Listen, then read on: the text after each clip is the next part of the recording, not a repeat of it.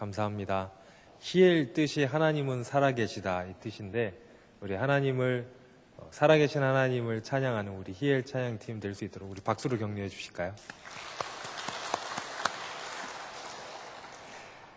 예전에 미국의 한 시골에 버스가 지나가고 있었습니다. 그 버스에는 젊은 사람들이 주로 타 있었고 그 중에 한 명만 나이가 좀 든 중년 남성이었습니다. 이름은 빙고였는데 남자의 이름이 나이 들고 어딘지 지쳐 보이는 사람이었습니다. 이 사람이 누가 봐도 초조하게 안절부절하면서 버스를 타고 가고 있으니까 젊은 사람 중에 한 사람이 다가가서 물었습니다. 왜 그렇게 초조해 하냐고. 이 사람이 멈칫멈칫하다가 결국에는 이제 자기의 일을 이야기하기 시작했습니다. 사실 이 빙고란 사람은 얼마 전에 바로 직전에 교도소에서 출소한 사람이었습니다. 이 사람이 잘못을 해서 이제 교도소에 갔는데 교도소에 갔을 때 아내한테 편지를 썼다고 합니다. 뭐라고 썼냐면 내가 교도소에 오래 있을 것 같다. 그러니까 혹시 당신이 나를 용서하기가 힘들거나 아이들이 자꾸 아빠에 대해서 안 좋은 영향력을 받거나 아니면 너무 힘들어서 다 잊어버리고 싶다면 그냥 나를 잊어라. 그러면 나도 상관 안 하고 내가 당신을 이해하겠다. 그러니 이제 당신은 나를 잊고 답장 안 해도 되니까 그냥 그렇게 잘 살아라 하고 편지를 보냈다고 해요. 그리고 시간이 흘려서 3년 반이 지났습니다. 3년 반 지난 후에 이 빙고란 남자가 가석방을 하게 됐어요. 원래는 더 오래 복역을 했어야 되는데 이제 모범수로 나오게 된 거죠. 나오게 될 때 아내한테 편지를 한 번 더 썼다고 합니다. 만약에 당신이 나를 용서한다면 마을 입구에 있는 나무 어귀에 여러분 좀 아시는 얘기 같죠 이제?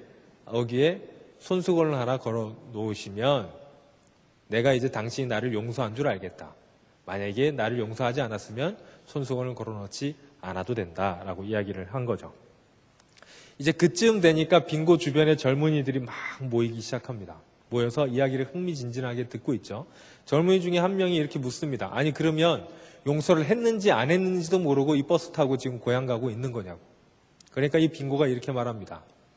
만약에 마을 입구에 큰 떡갈나무가 있는데 그 나무에 이 손수건이 맺어 있으면 나는 돌아가겠지만 만약에 손수건이 맺어 있지 않으면 이 버스 타고 그냥 지나쳐서 나는 아무도 모르는 곳에서 새로 시작을 하겠다.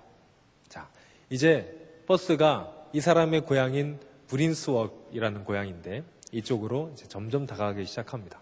10km, 5km 점점 다가가는데 어느 순간 이 빙고는 창밖을 보지 못하고 있는데 젊은 사람들이 막 난리가 났어요. 춤을 추고 막 소리를 지릅니다. 그래서 빙고가 창밖을 보니까 어떻게 돼 있었습니까? 나무에 수백 개의 손수건이 빙고를 환영하는 것처럼 다 이렇게 바람에 휘날리고 있었죠. 젊은이들이 난리가 났어요. 막 자기들이 왜 좋은지 모르겠지만 기뻐서 막 춤을 추는데 빙고는 조용히 내리기 위해서 앞문으로 나간 이 이야기가 사실은 실제로 있었던 이야기인데 미국에서는 1972년에 리더스 다이제스트란 이 월간지에 실린 이야기입니다. 이 버스 기사가 기고한 이야기인데요. 우린 여기에서 비록 한 번도 등장하지 않았지만 아내의 마음을 읽을 수 있습니다. 남편을 그토록 기다리는 아내의 마음. 여러분 이 마음이 느껴지십니까? 오늘 본문인 요엘은 사실 좀 여러분 생소하실 건데 특수한 배경을 지닌 예언서입니다. 요엘서가 언제 쓰여졌는지 확실치 않지만 아마도 이스라엘이 포로에 잡혀 있다가 귀환한 이후에 쓰여진 것 같아요. 포로 생활은 사실 이스라엘 사람들에게 굉장히 힘든 시기였습니다. 우리가 보통 포로 생활을 70년 동안 잡는데 여러분 70년이 얼마나 긴 시간인지 아십니까? 여러분 10년이면 뭐가 변한다 그러죠? 강산이 변한다 그러잖아요.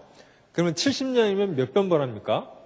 강산이 77번 변하는 7번이나 변하는 시간. 여러분 우리나라가 일제강점기가 몇 년이었습니까?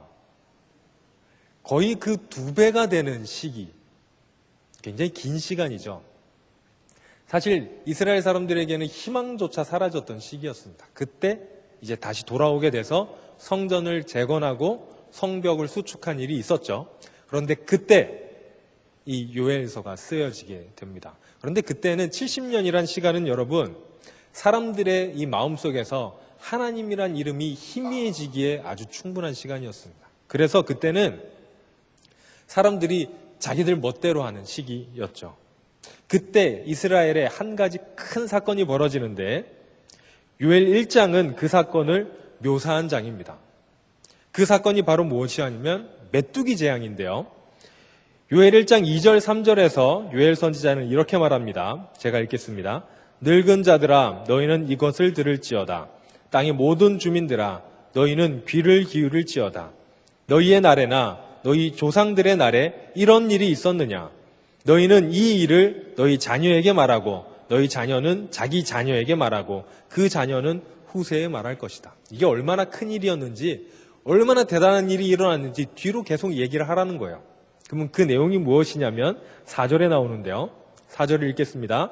팥중이가 남긴 것을 메뚜기가 먹고 메뚜기가 남긴 것을 느치가 먹고 느치가 남긴 것을 황충이 먹었도다. 이 일이 벌어진 겁니다. 여기에서 팥중이, 메뚜기, 느치, 황충은 사실 다 메뚜기를 칭하는 호칭입니다. 때문에 메뚜기 재앙인데 특히 이 황충은 메뚜기가 떼를 이루었을 때 황충이라는 표현을 쓰거든요. 여러분, 메뚜기가 생리학적으로 떼를 이루게 되면 날개가 길어지고 다리가 짧아지게 됩니다. 호르몬의 영향으로. 그러면서 자기 몸무게의 2배까지 먹을 수 있습니다. 그러면 이 메뚜기는 다니면서 모든 것을 다 먹어치워요.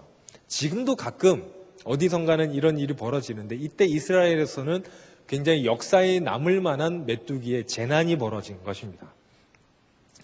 그래서 이 아주 큰 재난이 일어났는데 이 재난 때 메뚜기를 표현하는 요엘의 표현력이 참 재밌습니다. 오늘 본문인 2장 위쪽에 있는 4절에서 10절을 제가 읽어드릴 텐데 잘 들어보세요. 이 메뚜기를 묘사한 장면입니다. 그 모양은 말 같고 그 달리는 것은 기병 같으며 그들이 산꼭대기에서 뛰는 소리는 병거 소리와도 같고 불꽃이 건불 사르는 소리와도 같으며 강한 군사가 줄을 벌이고 싸우는 것 같으니 그 앞에서 백성들이 질리고 무리의 낯빛이 하얘졌도다.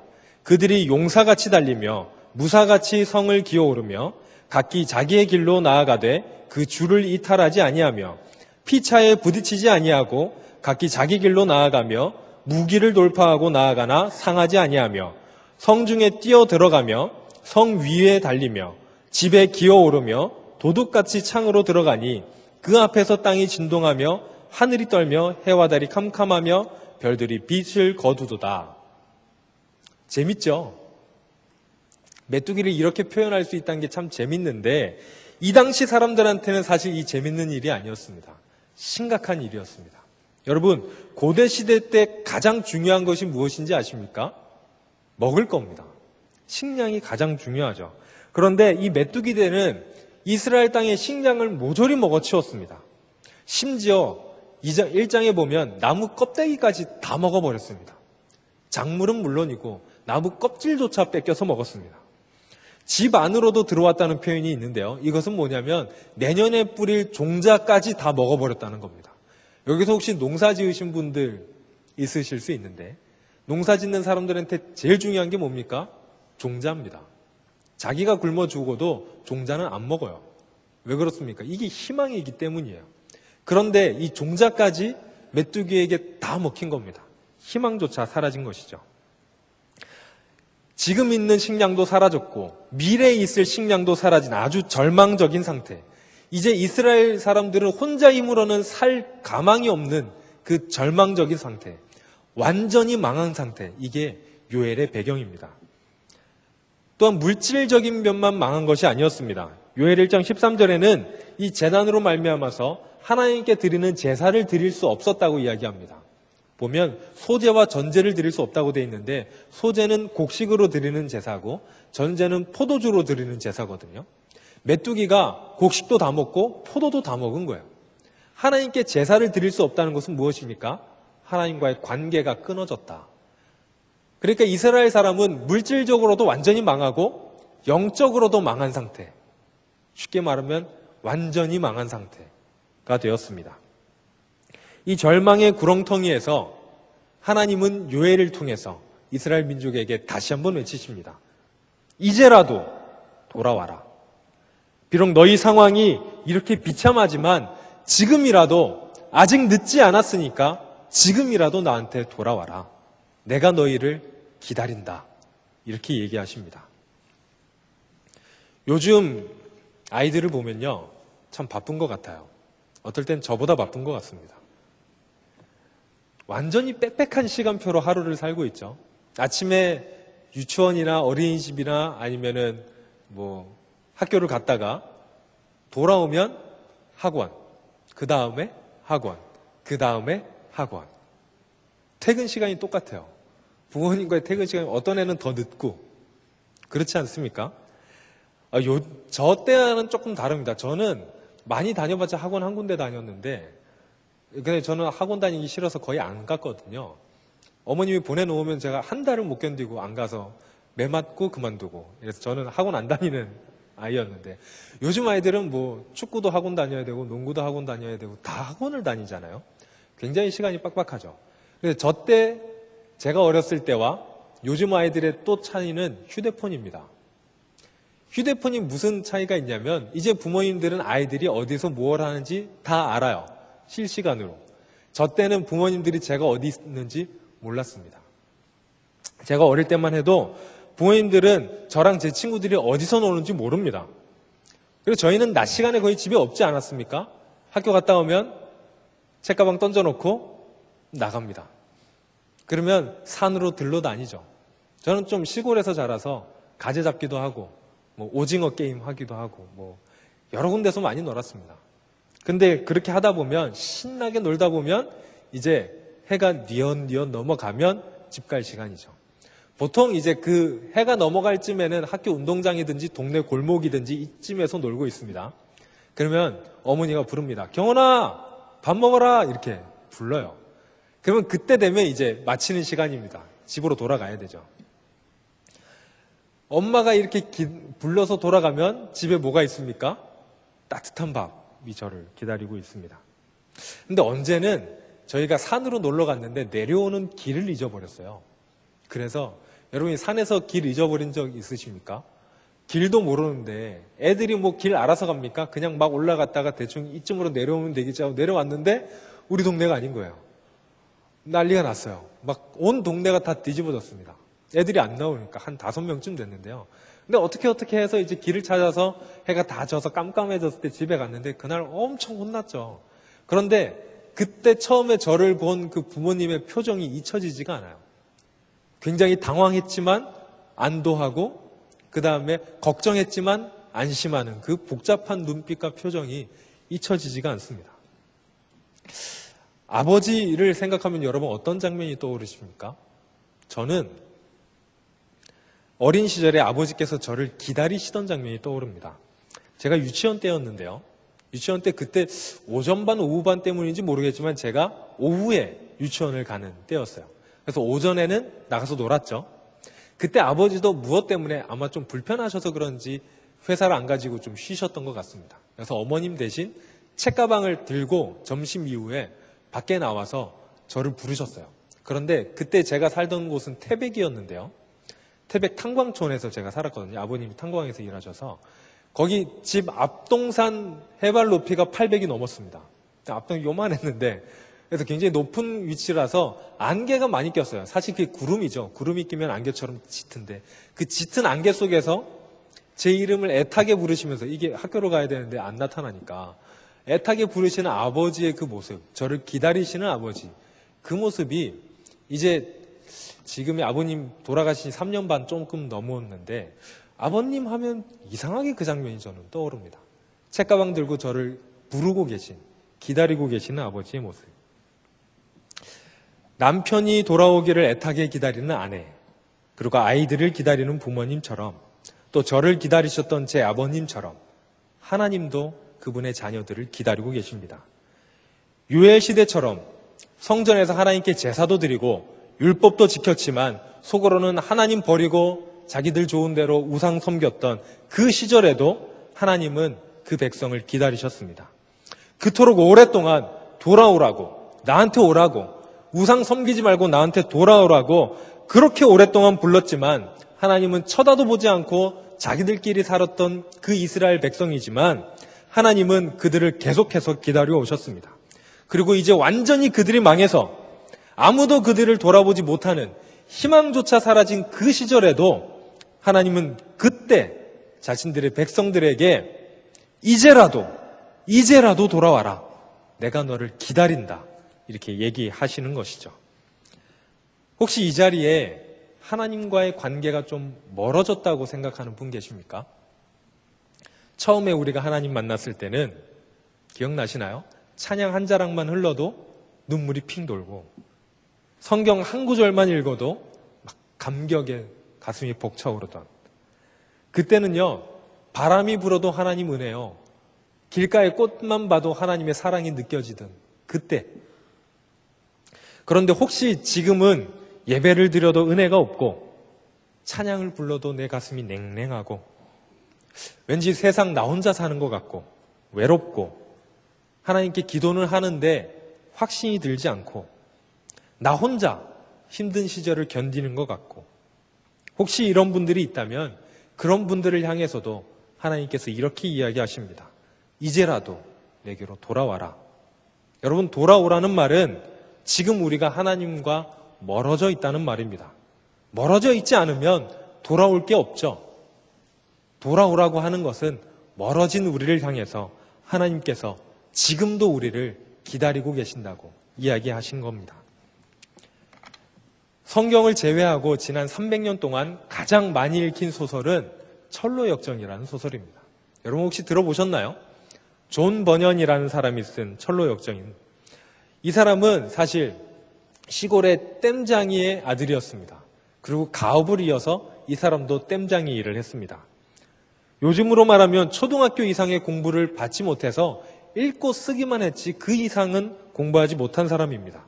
그런데 이 사람이 결혼할 때 아내가 혼수로 신앙서적 2권을 가져왔는데 그 책을 읽고 회심하게 되고 그 다음에 설교자였던 그 당시 굉장히 유명한 설교자였던 기퍼드라는 사람을 만나면서 이 사람 인생이 변합니다. 그리고 이 사람이 설교자가 되죠.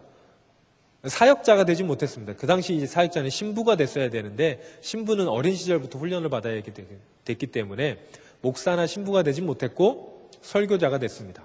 개신교의 설교자가 됐죠. 그래서 이 영국 성공의 핍박을 받아서 감옥에 가게 되는데 그 감옥에 2번째 갇혔을 때 쓰게 된 책이 바로 이 철로역정입니다. 이 책은 존 버년의 신앙생활을 존 버년이 어떻게 생각하는지에 대해서 이야기해주고 있죠. 이 책에서 존 버년은 신앙생활을 하나의 여행으로 비유합니다. 이 책의 주인공은 크리스천이라는 사람입니다. 사람 이름이 크리스천이고요. 이 책의 시작에서 크리스천이라는 사람에 대해서 이렇게 표현합니다. 한 남자가 등과 어깨 위로 높이 올라온 무거운 짐의 무게를 견디지 못해 허리를 구부리고 어떤 작은 집 아래쪽에 있는 들판을 터벅터벅 걷고 있었습니다. 여러분 어떤 게 떠오르시나요? 혹시 철로역정 책을 사시면 그 표지에 이 크리스천의 그림이 있는데 진짜 큰 짐을 등에 메고 다니는 사람입니다. 그리고 손에는 책을 들고 있는데 그 책은 성경책입니다. 이 크리스천은 멸망의 도시라는 이름의 도시에 살고 있습니다. 이 도시에 사는 사람들은 모두 그냥 평범하게 사는 사람들입니다. 그런데 다른 사람들은 이 도시가 결국 멸망할 도시인지를 알지 못합니다. 그냥 잘 살고 있는 줄 압니다. 그런데 이 크리스천이란 주인공은 성경 때문에 이 도시가 언젠가는 멸망할 것이라는 것을 아는 사람이죠. 그래서 이 크리스천은 성경을 들고 다니면서 늘 불안에 떨면서 삽니다. 특별히 이 크리스천은 등에 큰 짐을 메고 다니는데 이 짐은 죄를 뜻합니다. 다른 사람들은 짐이 없어요. 크리스천만 짐을 메고 다닙니다. 왜냐하면 크리스천은 성경을 통해서 자기가 죄인이라는 것을 깨달았기 때문입니다. 다른 사람들은 자기가 죄인인지도 모르기 때문에 짐도 없습니다. 그냥 잘 사는 거예요. 그런데 크리스천은 자기 혼자만 큰 짐을 메고 힘겹게 하루를 살아갑니다. 이것 때문에 크리스천은 늘 힘에 겨워하죠. 또 다른 사람들도 크리스천을 기피합니다.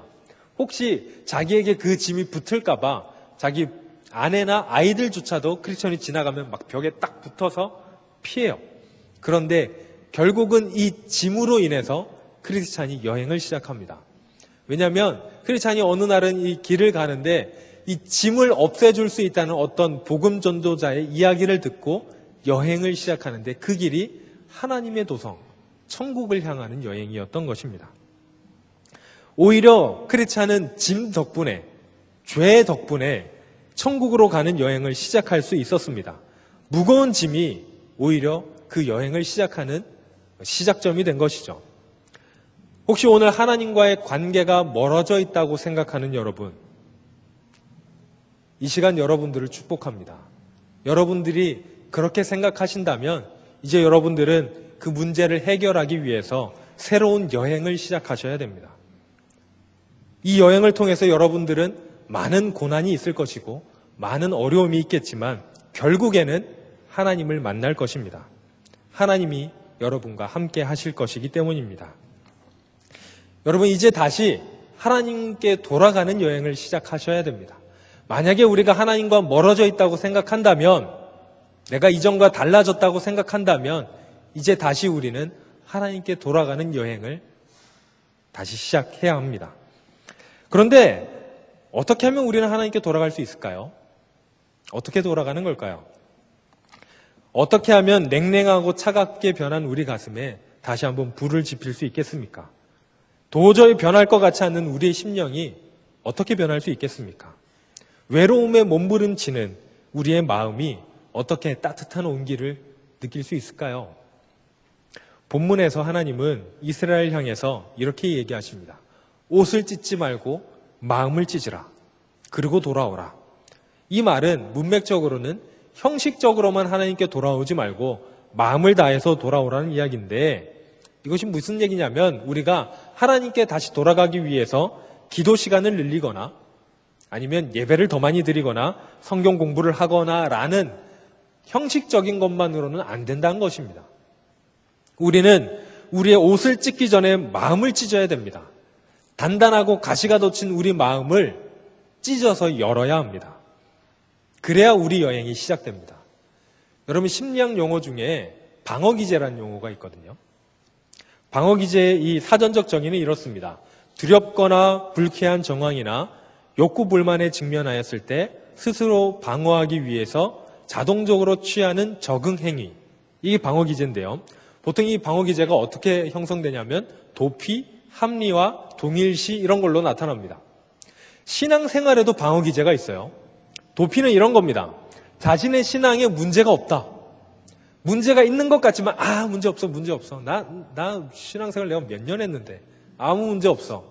이게 도피고요. 합리화. 다 그래. 다 나랑 똑같아. 다 처음에는 불같이 일어나다가 나중에 신앙 식어. 다 똑같아. 나도 그렇고 딴 사람도 다 똑같아. 합리화입니다. 이런 분들은 막 신앙 초반에 열심히 하는 분들 보면은 뒤에 앉아서 이러죠. 나도 저땐 저랬어. 나중에 조금만 지나봐. 나랑 똑같아져. 이렇게 얘기하는 합리화하시는 분들. 동일시는 뭐냐면요. 자기 신앙에 문제가 있지만 공동체나 개인한테 동일시해서 문제가 없다고 생각하는 분들이에요. 쉽게 말하면 우리 교회는 좋은 교회니까 난 괜찮다. 혹은 나는 우리 목사님이랑 친하니까 괜찮아. 그게 우리의 신앙을 해결해 주지 않는데 그냥 그렇게 동일시해 버리는 것이죠. 우리는 하나님과의 관계에 문제가 있을 때 이렇게 방어기제로 우리 마음을 감쌉니다. 단단하게 감싼 우리 마음은 그 자리에서 움직이려 하지 않습니다. 어떻게 하나님께 돌아가야 되는지도 잊어버리고 또 하나님께 돌아가려고 하지도 않습니다. 그냥 고치처럼 단단하게 쌓여있는 그 속에서 신음만 하고 있는 거죠. 여러분, 이제 우리는 그 마음을 찢어야 합니다. 우리의 마음을 열고 하나님께로 돌아가야 합니다.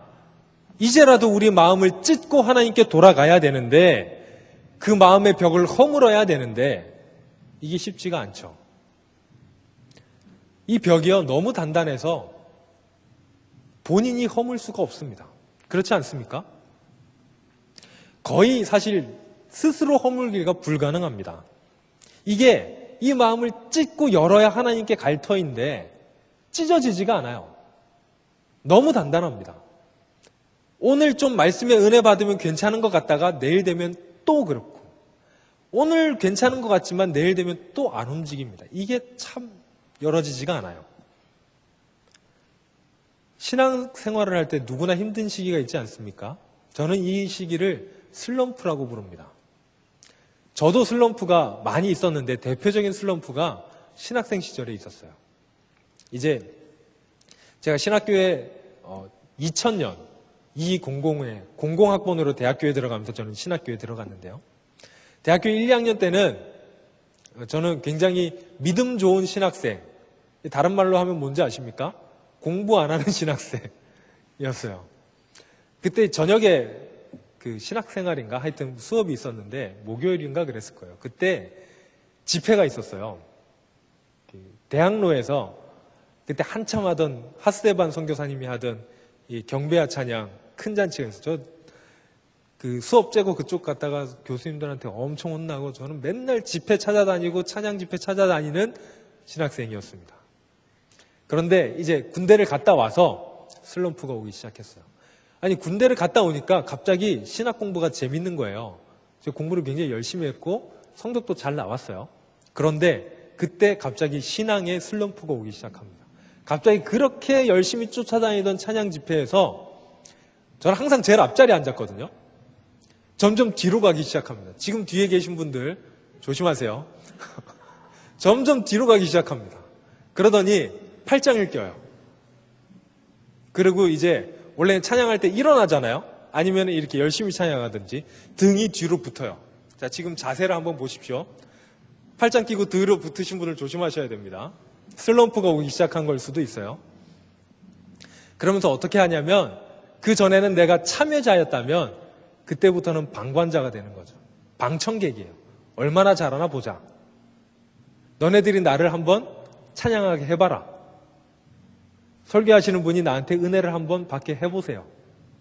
비판하고 비평하고 평가하고 그랬었습니다. 점점 힘든 시기가 찾아왔어요. 그러면서 그때 제가 못했던 부분이 뭐냐면 스스로 인정을 안 한 거예요. 나한테 문제가 있다. 하나님과의 나의 관계에 문제가 있다를 인정을 안 했어요. 내가 정상이고 다른 사람들이 비정상인 거예요. 다른 사람들을 평가하기 시작하고 나는 정상이라고 생각을 했었죠. 해결이 안 됩니다. 시간이 지나기 시작해요. 그런데 내가 그 문제를 인정하기 시작할 때 해결이 되는 거죠. 여러분 슬럼프는 신앙생활에만 찾아오는 거 아니지 않습니까? 특히 대표적으로 운동선수들한테 슬럼프가 찾아옵니다. 요즘 혹시 야구 좋아하시는 분들은 야구 한참 재밌을 때거든요. 이제 막바지 와가지고 아주 재밌을 때인데 제가 롯데 팬인데요. 잘 모르시죠? 매일매일 진짜 피가 말립니다. 자, 그런데 이 야구 선수들도요. 이게 사실 특히 타자 같은 경우에 요 가느다란 막대기로 요만한 공을 때려야 되잖아요. 이게 잘 때려질 때는 참 잘 때려지는데 안 때려질 때는 죽어도 안 때려진대요. 슬럼프가 찾아오면 이 사람이 훈련도 열심히 하고 뭐 몸 컨디션도 좋고 다 좋은데 공이 안 맞아요. 맨날 아웃당해요. 아니 안 치면 삼진당하고 치면 아웃당하고 이게 뭐가 방법이 없어요. 이 슬럼프 때 이 사람들이 이 슬럼프를 극복하기 위한 첫 단계가 뭔지 압니까? 슬럼프라는 걸 인정하는 거예요. 내가 슬럼프구나. 내가 드디어 그때가 왔구나. 인정하는 게 시작입니다. 만약에 이것을 잘 극복한다면 이 선수는 한 단계 발전합니다. 더 위대한 선수가 될 수 있어요. 그런데 자기가 슬럼프라는 것을 거부하고 나 슬럼프 아니야. 난 내가 할 수 있어 라고 계속 움켜쥐고 힘들게 자기를 쥐어짠다면 극복하지 못하고 결국 사라지는 그런 경우가 우리는 많이 볼 수 있습니다. 우리가 우리의 마음을 열고 하나님께 돌아가려면 먼저 우리와 하나님과의 관계에 문제가 있다는 것을 인정해야 됩니다. 그리고 도움을 구해야 됩니다. 우리 스스로 할 수 없다면 이제는 도움을 구해야 될 때이죠. 여기 우리를 향한 복된 소식이 있습니다.